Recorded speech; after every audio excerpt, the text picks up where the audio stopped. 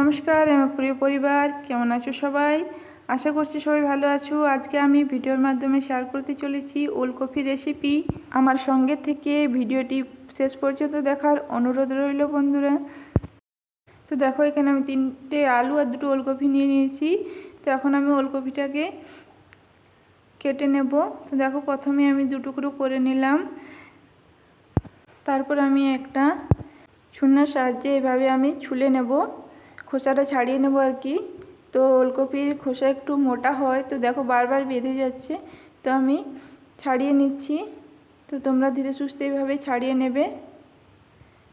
তো আমি ওলকপির খোসা ছাড়িয়ে নিলাম।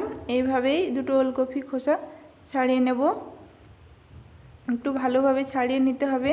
আর যদি ওলকপিটা কচি হয় তাহলে খোসাটা শক্ত হয় না, নরম হয়। এই কপিটা একটু শক্ত হয়েছে খোসাটা, তো এইভাবে আমি ছাড়িয়ে নিচ্ছি।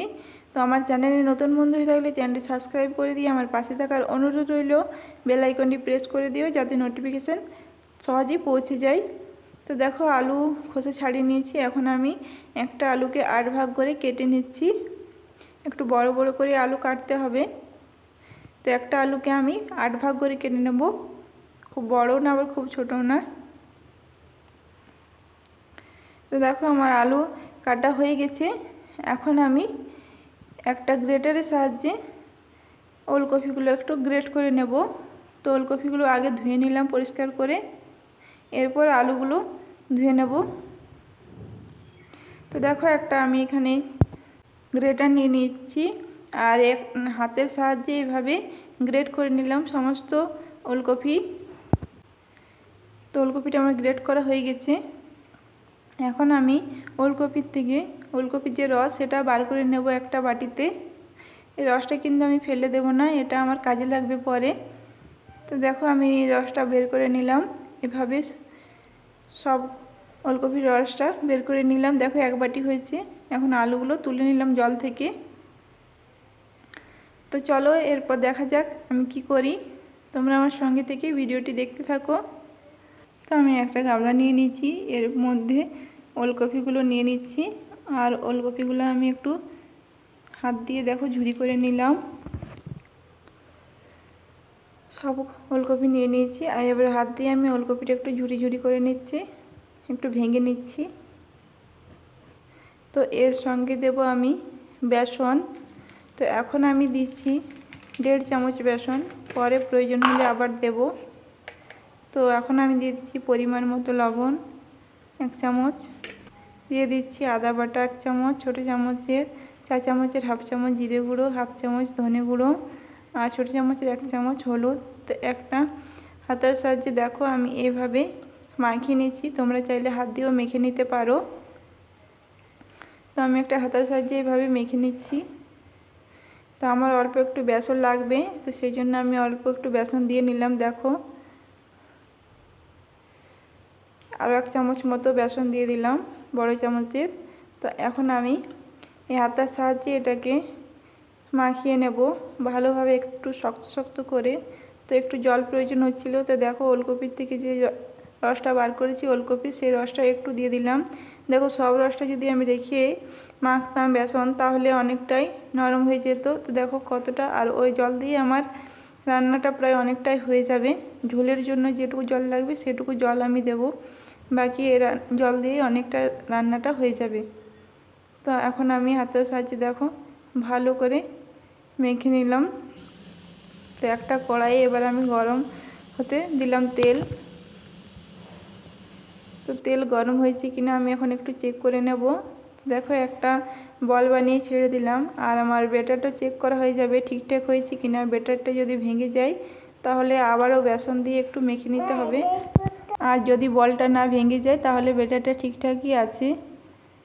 তো এখন আমার চেক করা হয়ে যাবে তেলটা গরম হয়েছে কিনা।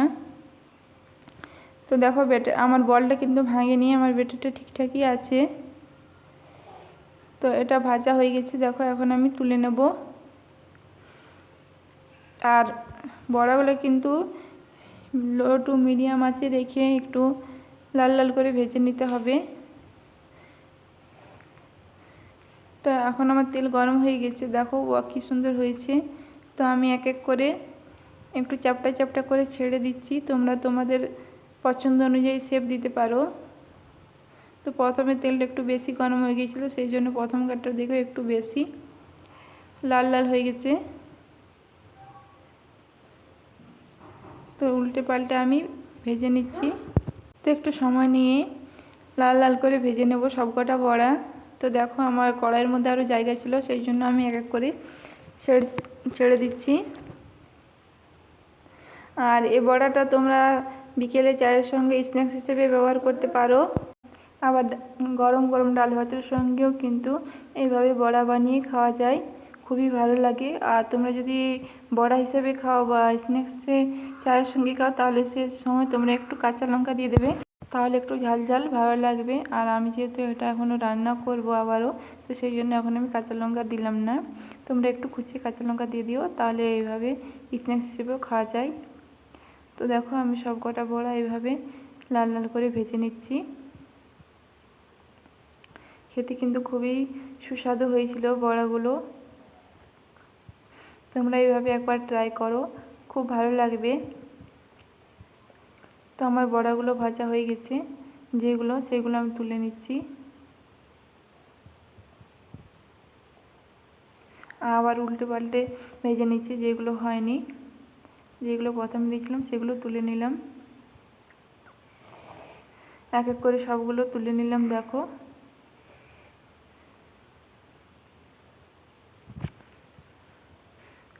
তো একই রকমভাবে আমি পরের ভেজে নেব।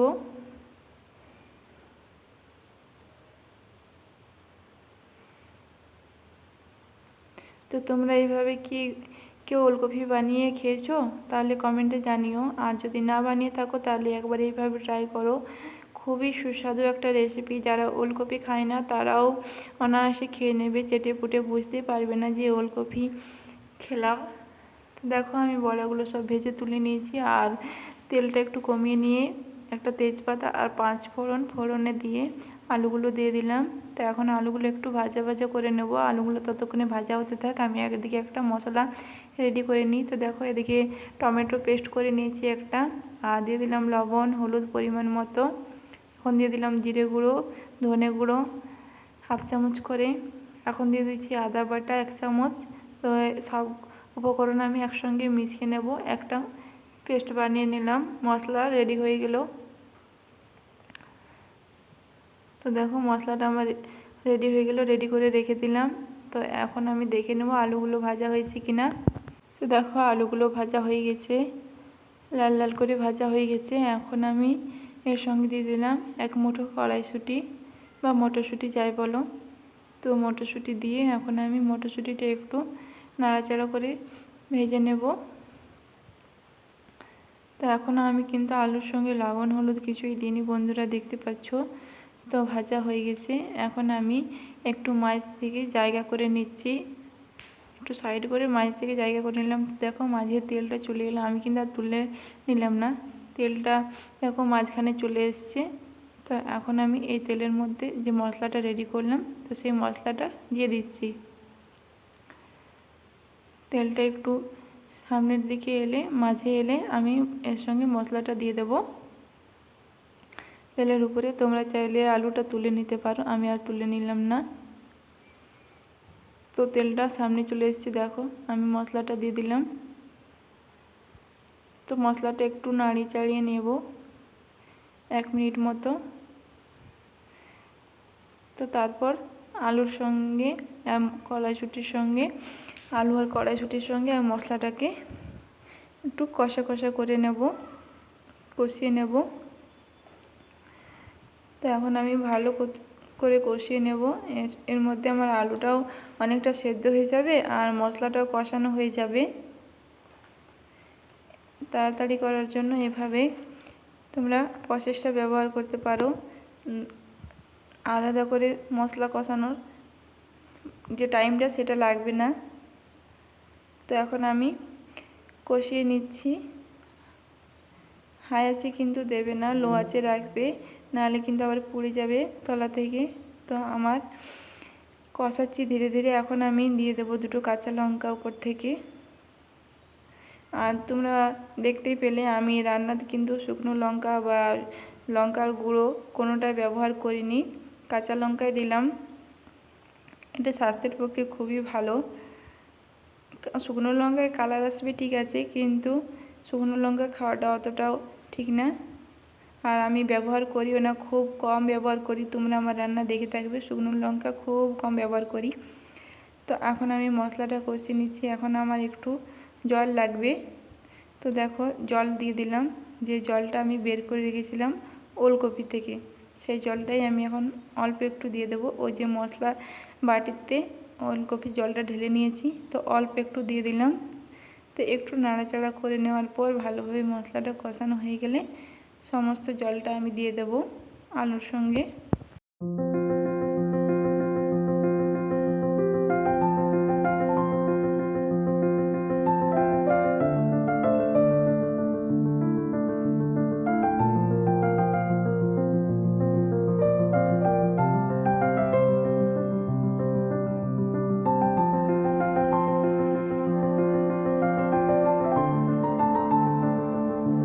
দেখো জলটা দিয়ে দিয়েছি, এখন আমি ঢাকা দিয়ে সেদ্ধ হতে দেবো।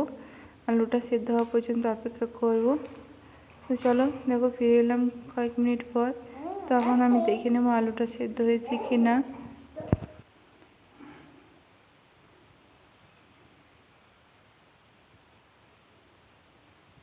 দেখো আলুটা একটু কম সিদ্ধ হয়েছে।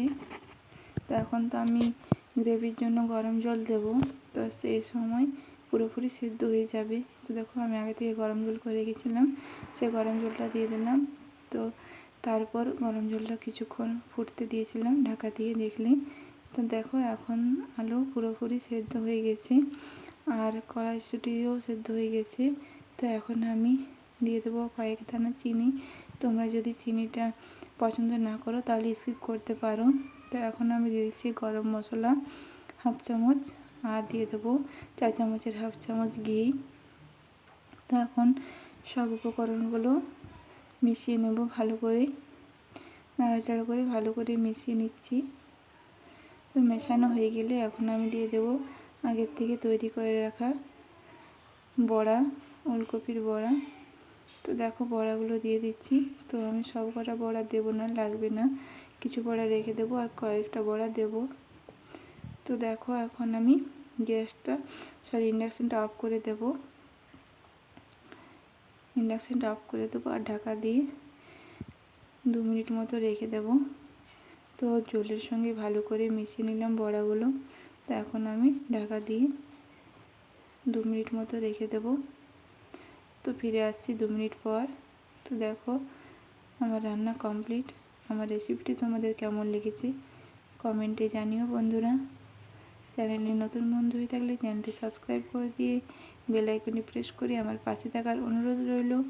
আর একটা লাইক করে দিও যদি ভিডিওটি ভালো লাগে, কমেন্টের মাধ্যমে জানাতে ভুলো না। এরকম নিত্য নতুন ভিডিও পেতে চ্যানেলটি অবশ্যই সাবস্ক্রাইব করে রাখো। তো আমার রান্না কমপ্লিট। কেমন হয়েছে ওলকপি রেসিপি? আর এটা ভাতের সঙ্গে বা রুটির সঙ্গে খাওয়া যায়। রুটির সঙ্গে খেতে চাইলে একটু মাখো মাখো করে নেবে। ভিডিওটা যে পর্যন্তই, ভালো থেকো, সুস্থ থেকো, টাটা।